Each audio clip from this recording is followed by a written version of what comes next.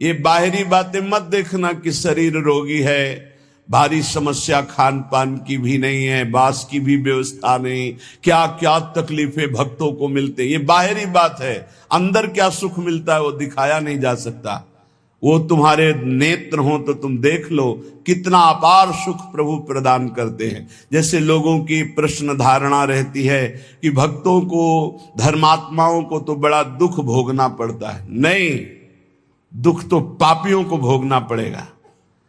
दुख की स्थिति में भी महासुख में जो निमग्न है, उन भक्तों के हृदय की गति को तुम मानसिक दृष्टि से नहीं देख सकते। अगर भक्तों को दुख में दुख मिलता तो माता कुंती कभी दुख नहीं मांगती। उन्होंने दुख में सुख सिंधु को पाया है। जब सुख आया तो सुख सिंधु गया द्वारिका, इसीलिए रोक दिया रथ को और फिर विनय की कि मुझे ऐसा सुख नहीं चाहिए जिसमें आप द्वारिका के लिए जाओ। हे सुख सिंधु, मुझे पग पग पर दुख मिले, क्योंकि जब जब दुख मिला तब तक सुख सिंधु हमारी तरफ आते दिखाई दिया। आपकी मधुर माधुरी, श्रीअंग की लावण्य, अद्भुत मुस्कुराहट, आप हमारी तरफ और निर्भय रहो, बस ये मुझे चाहिए। और ये मिलता है अगर दुख में, तो मुझे लाख लाख दुख दीजिए, मुझे सुख नहीं चाहिए। कौन जानता है, सब बहिर्मुख बाहरी वृत्ति रखने वाले भक्तों को बड़ा दुख होता है, फिर सुख किसको होता है। देखो कह रहे प्रभु के अनुपम सुख सागर में जो डूबा रहता है निस्दिन, है मिलता नहीं कहीं ढूंढे उसको दुख का तिल भर जीवन। शरीर से असंग रहो, वृत्तियों से असंग रहो। ये झूठा, ये कपटी, ये दुष्ट संसार कभी तुम्हें सुख नहीं दे सकता। मान लो हमारी बात। अगर तुमने सुख लेने की या सुख देने की भावना की संसार में, तो फंस जाओगे। एकमात्र प्रभु से संबंध और प्रभु का भाव, तब तो चलेगा। प्रभु का भाव छोड़ दिया और व्यक्ति भाव लेकर सुख दुख का व्यापार किया, फंस जाओगे, फंस जाओगे। एकमात्र प्रभु संबंध, निर्विकार, ये बहुत दुष्ट संसार है, ये समझ में नहीं है। सेवक जी महाराज कह रहे, एक संसार दुष्ट की संगति, ताहू में तुम पुष्ट करावो, बिनती करो सकल धर्मिन सो धर्मी हुए जिन नाम धराओ। स्वार्थ सकल तजी गुरु चरणन भजी, गुण नाम सुनि कथि संतन सो संग करी। काल ब्याल मुख पर्यो कफ पित्त बात भर्यो, भ्रमयो कत अनन्य कहे की जी लाज धरी। स्वार्थ का त्याग करके गुरु चरणों का भजन करो।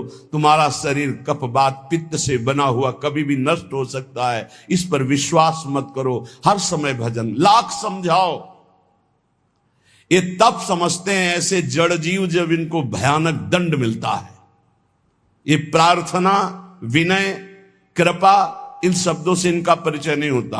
ये दंड, तिरस्कार, भयानक दुख की जब परिस्थितियां आती, तब ऐसे दुष्ट पुरुषों को पता चलता है कि कोई है ईश्वर, कोई है विधाता, विधान करने वाला, अब मुझे वो बचा ले। तब उसको याद आती है भगवान की। इस संसार में जो वस्तुओं का, व्यक्तियों का मिलना है, वो प्रारब्ध से होता है। मिलना और बिछुड़ना जग में है निश्चय प्रारब्ध अधीन, किंतु चित्त का स्मृति सम्मेलन रहता नितंतर में लीन। बाहरी व्यक्ति, बाहरी वस्तु, बाहरी स्थान का संयोग प्राप्त होने पर यदि हमारा चित्त हमारे इष्ट के चिंतन में है तो सही निकल जाओगे, माया फंसा नहीं पाएगी। और अगर आपका भगवत चिंतन छूटा तो हर व्यक्ति, हर वस्तु, हर स्थान आसक्ति रूपी दोष पैदा करके आपको अपने अधीन कर लेगा।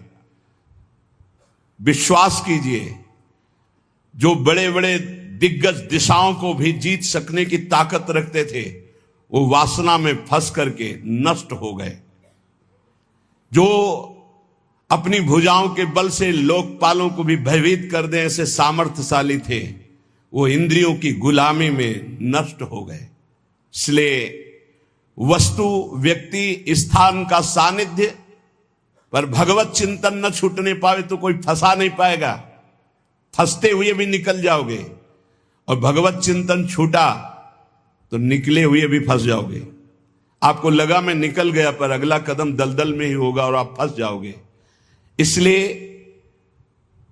प्रारब्धानुसार व्यक्ति, वस्तु, स्थान, भोग सामग्री आ सकती है, पर उसको भोगना ना भोगना ये तुम्हारे ऊपर है।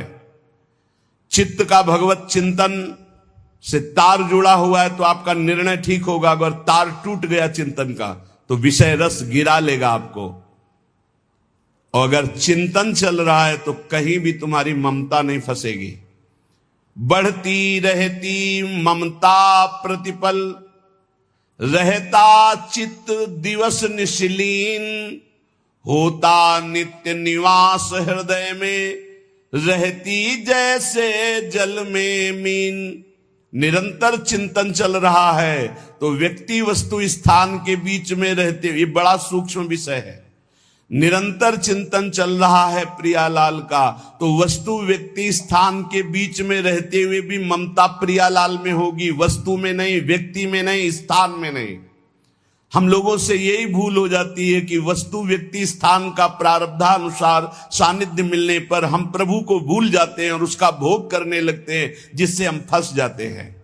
फिर हम प्रभु की मुस्कुराहट नहीं, फिर हम संसार की मुस्कुराहट देखना चाहते हैं। ये खुश रहे, ये प्रसन्न रहे। कभी दुष्ट प्रसन्न नहीं हो सकता, दुष्ट हृदय कभी प्रसन्न नहीं हो सकता। ये ध्यान रखना। जीवन में अनुभव की बात जो हम कहते हैं उसको पकड़ लो। यदि सुखी होना चाहते हो तो भीतर और बाहर से असंग रहो। किसी को भी दुलार मत करो, ना अपनी इंद्रियों को, ना बाहर किसी को। अगर किसी को दुलार किया तो फंस जाओगे, और फंस जाओगे तो छुटाने वाला गोविंद है, वो छुटाएगा। पहले एक बार तुम्हें मुंह की खानी पड़ेगी, क्योंकि तुमने गोविंद की नहीं मानी, तुमने गुरु की नहीं मानी। इसलिए एक बार तुम्हें घुटने टेकना पड़ेगा माया के आगे। अब हो गए जब राधा के, तब शोक भय कुछ भी नहीं, सब तरफ धारा प्रबल आनंद की है बह रही। असंग होकर जब हम राधा किशोरी के हो गए तो आप देखेंगे रात दिन आनंद की धारा बह रही है। इसलिए उत्तमा भक्ति का लक्षण है किसी भी तरह की कोई अन्य अभिलाषा हमारे हृदय में जागृत ना होने पावे। ये सबसे ज्यादा भक्ति में बाधा पहुंचाती, भक्ति में, ज्ञान में, किसी भी योग में। गीता जी में भगवान ने कहा है ज्ञानियों का नित्य बैरी है काम, कभी ना घाने वाला महापापात्मा, इसको मार डालो अर्जुन। जो भगवत मार्ग में चलते हैं बहुत ये गूढ़ विषय है। यहां सावधान किया है कि जो लोग रास के महामहिम स्वरूप को ना जान करके और बहुत सी स्त्रियों के साथ तुच्छ व्यवहार करते हैं, इनको घोर नरक की प्राप्ति होती है। पूज्य भाई जी से हनुमान प्रसाद पोद्दार जी महान भाव में डूबे हुए, जो राधा बाबा जैसे सन्यासी को भी प्रेम रंग में रंग दिया और जिनकी कलम ने लाखों को भगवत प्राप्ति करा दी, वो बोल रहे हैं ये मैं सत्य कह रहा हूं। सारा संसार परमात्मा स्वरूप है, इसमें मुझे कोई संशय नहीं है। लेकिन जो परमात्मा श्री कृष्ण का स्वांग बनाना चाहता है और पराई स्त्रियों से गंदा आचरण करता है, इनकी घोर दुर्गति नरक में होती है। मुझे कोई संशय नहीं कि पशु पक्षी कीट पतंग जड़ चैतन्य इनमें श्री कृष्ण नहीं है, पर श्री कृष्ण लीला का अनुकरण करने की सामर्थ्य नहीं है। ये सब अंश स्वरूप है। कौन है गिरिराज जी को उठा ले, उठा के दिखावे गिरिराज जी है तो सब में श्री कृष्ण।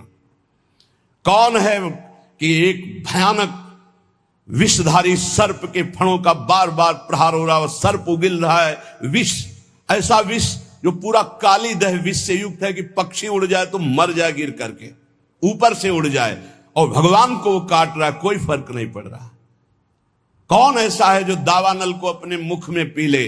कौन ऐसा है जो 6 दिन का है, 6 कोष का शरीर जिसका, ऐसी पूतना को परम पद प्रदान कर दिया? कौन ऐसा अघासुर बकासुर बड़े बड़े दिग्विजयी कंस आदि को मार के फेंक दिया? कोई कृष्ण की समानता कर सकता है? इसलिए भगवान श्री कृष्ण की आज्ञा का पालन किया जाए। ये रास का अनुकरण जो गंदी भावना से करते हैं, इनकी बहुत बड़ी दुर्गति होती है। ये मलिन गंदे काम राज्य को रास नहीं कहते हैं। पांच भौतिक, जहां देह ही नहीं है, जहां देह के अंग ही नहीं है, वहां काम लीला कैसे हो सकती है? चिदानंद शरीर में पांच भौतिक विकार नहीं होते। काम का प्रवेश पांच भौतिक शरीर में होता है, ना कि चिदानंद देह में। आत्मज्ञानी कैवल्य मोक्ष पद प्राप्त महापुरुषों में भी काम का प्रवेश नहीं होता, फिर प्रेमी महापुरुषों में, फिर भगवान में। गोपियां साक्षात श्री कृष्ण हैं। जैसे श्री कृष्ण सच्चिदानंद, ऐसे गोपी सच्चिदानंद। जैसे आत्मा सच्चिदानंद, ऐसे गोपी सच्चिदानंद। जो भगवान श्री कृष्ण की लीला का इस तरह उपहास करते हैं, पराई स्त्रियों को अपने प्रेम संबंध की भावना से, ऐसा तो नरक की तैयारी कर रहे हैं, नरक यंत्रणा की तैयारी कर रहे हैं। अरे जहां प्रेम, महाप्रेम केवल है, वहां कोई कामना, कोई वासना, जगत का कोई भी जीव आत्मेंद्रिय तृप्ति की इच्छा के बिना, चाहे वो कितना भी बड़ा साधक हो, एक क्षण भी नहीं रह सकता आत्मेंद्रिय तुष्टि। और गोपीजन श्री कृष्ण सुख में स्थित, बहुत ऊंची स्थिति। और गोपीजन कोई स्त्री हैं, उनके शरीर तो पतियों के पास विराजमान है, घर में विराजमान, सब चिदानंद देह से भगवान। जब भगवान अवतार लेते हैं तो भूमि भी चिदानंद होती है, माता पिता परिकर सब चिदानंद होते, खगमृग पशु पंछी सब चिदानंद होते। और आपको पता होना चाहिए कि ये गोपियां जो प्रकट हुई, बड़े बड़े ब्रह्म ऋषि जो तपस्या कर रहे थे, वो भगवान से वरदान मांगे और गोपी आकर बने। जो इस लोक में इस महान परम पावन भक्ति का दुरुपयोग करते हैं, वो परलोक में नरक की यंत्रणा, इस लोक में निंदा भय क्लेश कष्ट प्राप्त करते हैं। शास्त्र में कहा गया है, यस्पीह वा अगम्याम स्त्रियम पुरुषः अगम्यम। बहुत ध्यान से सुनिए ये सूत्र। यस्वी वा अगम्याम स्त्रियम पुरुषः अगम्यम वा पुरुषम योषद विगच्छति तावमुत्र कसया ताडयन्तस्तिग्मया सूर्म्या लोहमय्या पुरुष मालिंगयन्ति स्त्रियम चा पुरुष रूपया सूर्म्या। यदि कोई दूसरे की स्त्री से छल कपट करके, व्यवहार बना करके उसके साथ संभोग करता है, तो उसे लोहमयी जलती हुई स्त्री से बहुत काल तक आलिंगन कराया जाता है, वैसी चेष्टा कराई जाती है। यस्वी वा अगम्याम स्त्रियम पुरुषः अगम्यम वा पुरुषम योषधवगच्छति तावमुत्र कसया ताडयन्तस्तिग्मया सूर्म्या लोहमय्या पुरुष मालिंगयति। पुरुष माल, उस पुरुष को नरक में ऐसी यंत्रणा। और जो स्त्री अपने पति को धोखा देकर दूसरे पुरुष का, तो वो चा पुरुष रूपया सूर्म्या, वो पुरुष रूप लोह से जलती हुई लोहे की मूर्ति, उससे उसको आलिंगन बहुत वर्षों तक कराया जाता है। नरक में भीषण यंत्रणा उसको प्राप्त होती है। इस नरक का नाम है तप्त शूर्मी नरक। और फिर इसके बाद जब उसका जन्म होगा तो भयानक भयानक रोगों से पूरा जीवन पीड़ित रहेगा, जो दूसरी माताओं बहनों के साथ व्यभिचार करता है। अब जब कर्म का फल आता है, तब कह देते हैं कि पूर्व जन्म का कर्म है, उसको भोगना पड़ेगा। हमारे साथ भगवान अन्याय कर रहा है, हमने कोई पाप कर्म नहीं किया। अगर कर्म का फल नहीं है तो गर्भ से ही बालक अपंग कैसे पैदा हो रहा है? गर्भस्थ बालक ने क्या पाप किया था इस जन्म में? गर्भ से ही नेत्रहीन क्यों पैदा हो रहा है? गर्भ से ही मूक बधिर क्यों पैदा हो रहा है? गर्भ के बाहर आया भी छोटा बालक है, खेल खेल में हाथ पैर टूट गया, क्यों? कौन सा अपराध उसने अभी किया है? ये पूर्व का है। नहीं, पूर्व का क्या प्रमाण है कि उसका जन्म हुआ है? नहीं, लाखों बार जन्म हुआ है। अगर प्रमाण ही देखना है तो देखो, भय, प्यार, प्राण पोषण, इसका पूर्वाभ्यास उसको है। पुचकारो छोटे से बालक को, वो किलकारी मारेगा। ये किसने सिखाया है कि ये प्यार का लक्षण है? ऐसे करो, वो रोने लगेगा। ये किसने? ये भय का लक्षण है। और उसके मुख में दुग्ध लगा दो, पीने लगेगा, प्राण पोषण। ये कैसे जाना? किसने सिखाया है कि देखो ये तुम्हारे मुंह पे जब लगाया जाएगा इसको तुम्हें पीना है? उसको ज्ञान है क्या? लेकिन जे ही मुख में लगाते हो पीना शुरू कर दे, पूर्वाभ्यास है। बहुत बार समझाने पर भी अज्ञानी जीव तर्क नहीं छोड़ता है। अरे पापाचरण छोड़ दो, पापाचरण करने से कई जन्मों तक आपको दुख भोगना पड़ेगा। एक एक पाप का बहुत जन्म तक दुख भोगना पड़ेगा। और यह कर्म बहुत बलवान होता है, बहुत प्रबल होता है। बड़ी कृपा भगवान की है जो बड़े भारी कर्मों का हिसाब हमें छोटे में दे करके भुगता रहे हैं। इसलिए उपासक को चाहिए कि भगवान की लीलाओं का गायन करे, ये विश्वास रख करके कि निश्चित हम परम मंगल करने वाला भगवान का नाम गुण कीर्तन है। तुम्हारा मन लगे या ना लगे, भाव बने ना बने, अग्नि को देखो या ना देखो, अग्नि को समझो या ना समझो, अग्नि पे भाव करो ना करो, भूल से, चूक से, समझ से, जबरदस्ती से भी छुआ दी जाए तो तुम्हें जला देगी, क्योंकि उसमें दाहिका शक्ति है। ऐसे ही श्रद्धा से, अश्रद्धा से, भूल से, जानकारी से, भाव से, कुभाव से, कैसे भी नाम जप करो, लीला कथा सुनो, तुम्हारा परम उद्धार हो जाएगा, परम मंगल हो जाएगा। भगवान की लीला कथा गान करने से हृदय पवित्र होता है। उनकी लीलाओं का, कुछ लीलाएं जो सहज करुणामयी, उनका तो अनुकरण हो सकता है, सब लीलाओं की सामर्थ्य नहीं। जब बहुत जन्मों के पुण्य एकत्रित होते तब भगवान के प्रेमी संत जनों का संग मिलता है। उसमें भगवत कथा सुनने को मिलती है, सिद्धांत सुनने को मिलते हैं। ये जो तर्क करने वाले लोग तार्किक हैं, ऐसे लोगों को करोड़ों शत्रुओं के समान मानकर त्याग देना चाहिए। ध्यान से सुनिए, जो लोग भगवान के नाम की निंदा करते हैं, धाम की निंदा करते हैं, भगवत लीला की निंदा करते हैं, शास्त्रों की निंदा करते हैं, भक्ति की अवहेलना, ऐसे लोगों का संग त्याग देना चाहिए।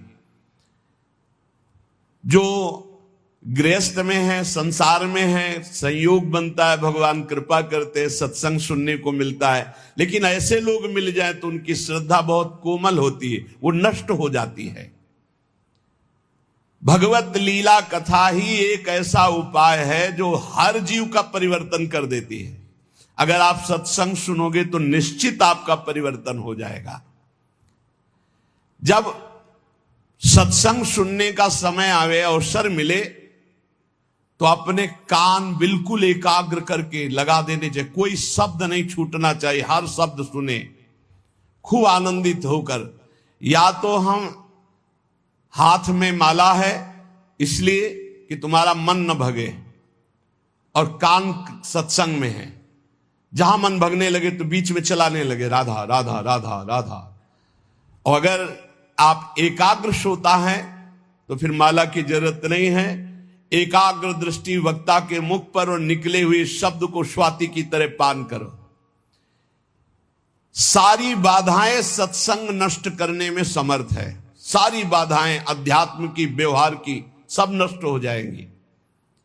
सत्संग की धारा जहां अंतर पहुंचती है तो जन्म जन्मांतर के कूड़ा करकट ये सब बहा देती है। कितने ऐसे हजारों लोग हैं जो सत्संग के प्रभाव से अपने जीवन की गंदी बातों का त्याग कर और उत्तम मार्ग में चल पड़े। आग जलाकर भस्म का ढेर छोड़ देती है, पर सत्संग वो बाढ़ है कि राख भी नहीं छोड़ती, सब बहा ले जाती है। अर्थात वासना, कामना, पापाचरण का चिन्ह भी नहीं रह जाता यदि सत्संग रोज सुने और मनन करे तो। श्री कृष्ण का प्रेम साम्राज्य प्राप्त हो जाता है सत्संगी को।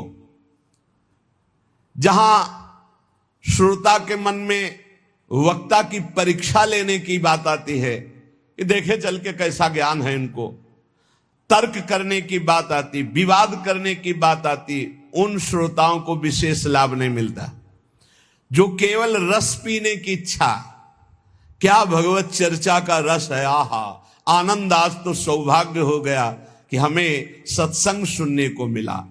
ये परिवार, रुपया पैसा, नाना प्रकार की भोग सामग्री, पद तो सबको मिल रहे हैं, पापियों के पास भी है। सुतदारा धन लक्ष्मी पापियों के घर हो, संत समागम हरि कथा तुलसी दुर्लभ दोय। कथा ये भगवान की ऐसी महामहिमामयी है कि सुनने मात्र से भगवत प्राप्ति करा देती है। देखो, बड़े याज्ञिक और विद्वान हैं, वेदज्ञ हैं मथुरा के ब्राह्मण, लेकिन इनको भगवत दर्शन नहीं हुआ। और उनकी पत्नियां केवल भगवत चर्चा सुनती हैं। वृंदावन से मालिनी पुष्प लेके जाते, आज ठाकुर जी ने ऐसा श्रृंगार किया था, आज लाल बिहारी ने उस असुर का वध किया। सुन सुन करके इतनी प्रबल लालसा जागृत हुई कि वो भोग लेकर के सीधे भगवान को पवाया और दर्शन प्राप्त किया। रत्नावती जी ने और कभी कोई साधना नहीं की थी, केवल दासी ने भगवत चर्चा सुनाई। तो भगवत चर्चा सुनते सुनते ऐसी महान की भक्त भूप उनको कहा श्री नाभाजी ने। ये अंतरंग लीला में प्रवेश, जब बाहर सुनते सुनते तो अंतरंग लीला में सीधे प्रवेश सत्संग करा देता है। भगवान की लीला कथा ऐसी है कि अगर कानों में शब्द पहुंच जाए तो पाप और ताप दोनों का नाश कर देती है। पर जो श्री कृष्ण के भक्त हैं, प्रेमी हैं, उन्हीं के मुख से सुनने पर यह परिवर्तन होता है, अन्यथा नहीं। यहां पूज्य भाई जी महाराज कह रहे कि ऐसा लीला कथा का प्रभाव कि सीधे भगवत प्राप्ति। तो जो श्री कृष्ण के भक्त हैं, प्रेमी हैं, जो रुपया के भक्त नहीं, मान प्रतिष्ठा के भक्त नहीं, व्यवहार के भक्त नहीं, केवल परमार्थ के भक्त हैं, उनको ये वाणी में उनमें प्रवीणता होती है, यह सामर्थ्य होती है कि जीव के स्वभाव का परिवर्तन मर्दन करके उसमें भागवतिक स्वभाव प्रकाशित कर देना। जब कोई श्री कृष्ण भक्त, श्री कृष्ण प्रेमी भगवत चर्चा करता है तो अहोभाग्य, बड़ा सौभाग्य उसका जिसको सुनने को मिलता है। तब उसके पाप ताप सब भस्म हो जाते हैं, क्योंकि उनकी वाणी श्री कृष्ण से जुड़ी हुई है, उनका चित्त श्री कृष्ण से जुड़ा हुआ है। अतएव जो शब्द उच्चारण करते हैं उसमें श्री कृष्ण की सामर्थ होती है और जीव का परिवर्तन कर देती है। ज्ञान योग से भगवान को ब्रह्म समझकर भजने वाले संसार से मुक्त होना चाहते हैं। अष्टांग योग वाले समाधि में स्थित होकर परमात्मा की दिव्य सिद्धियां और ज्योति दर्शन पाना चाहते हैं। ऐश्वर्य ज्ञान युक्त भक्त लोग सामीप्य, सायुज्य आदि मोक्ष चाहते हैं। ये सब आत्महित चाहते हैं। लेकिन सत्संगी श्री कृष्ण प्रेम चाहता है।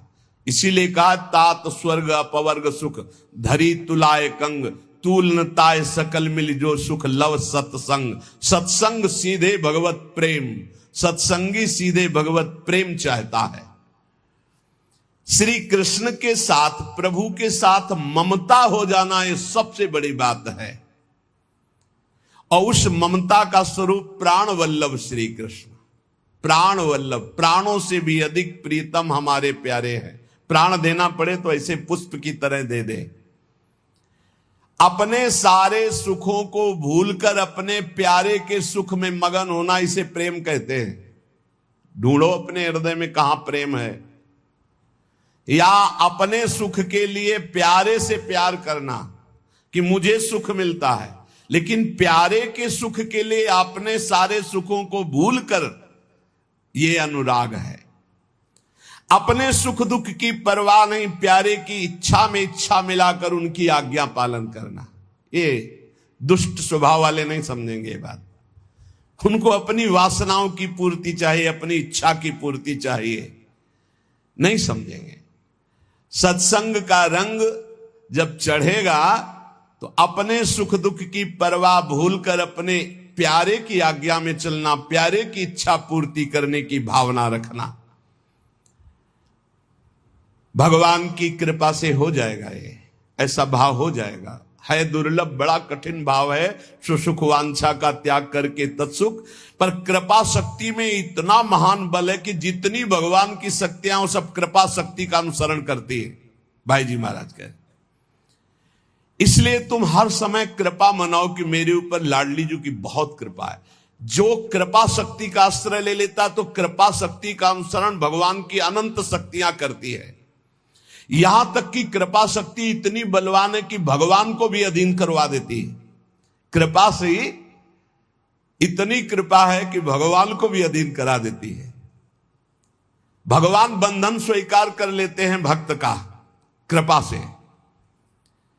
इसलिए भगवान की जितनी कृपा मनाते रहोगे उतना ही आपको अनुभव होता रहेगा कि आपकी अध्यात्म उन्नति हो रही। बहुत बड़ा ये शब्द है कृपा। इसका परिचय साधना में, जब अहम ग्रह साधना थी तब परिचय नहीं था। कृपा बहुत बड़ा, कृपा से सब कुछ हो जाता है, सब कुछ कृपा से हो जाता है। बस हर समय अनुभव करते रहो। श्रीमद् भागवत में लिखा है कि श्लोक में अर्थ है उसका ये है कि जो हर समय भगवान की कृपा मनाता रहता है, जो दुख सुख आता है उसे भोग लेता है और भगवान की स्मरण में तन्मय रहता, कृपा मनाता, बड़ी कृपा। दुख आया तो बड़ी कृपा, सुख आया तो बड़ी कृपा, विपत्ति आई तो बड़ी कृपा, संपत्ति आई तो बड़ी कृपा। तो वो भगवान को ऐसे प्राप्त हो जाता है जैसे पिता की प्रॉपर्टी पर पुत्र का स्वयं अधिकार हो जाता है, ऐसे भगवत प्राप्त हो जाता है। अखिल रसामृत मूर्ति प्रभु की प्राप्ति का सहज और सर्वश्रेष्ठ उपाय है चित्त वृत्ति का निरंतर अविच्छिन्न रूप से प्रभु में लगे रहना है। ये हजारों बार चर्चा हुई, इसको पकड़ो। चित्त वृत्ति का निरंतर प्रभु में लगे रहना। चाहे तुम सकाम से हो चाहे निष्काम से, चिंता मत करो। सकाम से भी हो, प्रभु का चिंतन बनने लगे। भक्ति के अनेक साधन हैं। बड़े बड़े महापुरुषों ने, ऋषियों ने, ब्रह्म ऋषियों ने भगवत प्राप्ति की बड़ी साधनाएं बताई है, व्याख्याएं की है। यहां उत्तमा भक्ति का क्या स्वरूप है, बहुत समझने का विषय है। सर्वोत्तम भक्ति का क्या लक्षण है, तो बोले अन्याभिलाषिता शून्यम ज्ञान कर्माद्यनावृतम आनुकूल्येन कृष्णानुशीलनम भक्तिरुत्तमा।